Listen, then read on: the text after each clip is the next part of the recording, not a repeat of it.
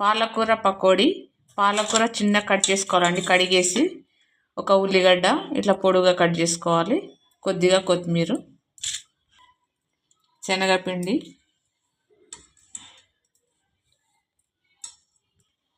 ఒక స్పూన్ బియ్యం పిండి వేసుకోవాలండి.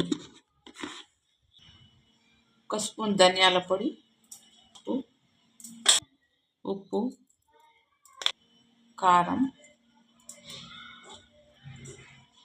కొద్దిగా అల్లం పేస్ట్, కొద్దిగా జీలకర్ర ఇవన్నీ వేసి ఇలా కలుపుకోవాలండి.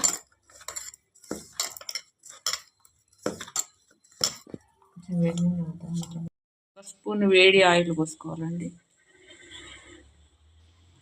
బాగా వస్తాయి క్రిస్పీగా. పాలకూర వేసుకోవాలండి. ఉల్లిగడ్డలు,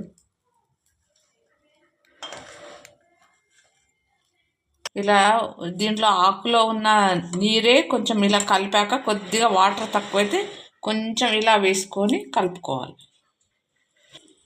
ఈ మాదిరిగా కలుపుకోవాలండి. గట్టిగా ఉండాలి. వేసుకోవాలి. ఆయిల్ వేడెక్కాక వేసుకోవాలండి.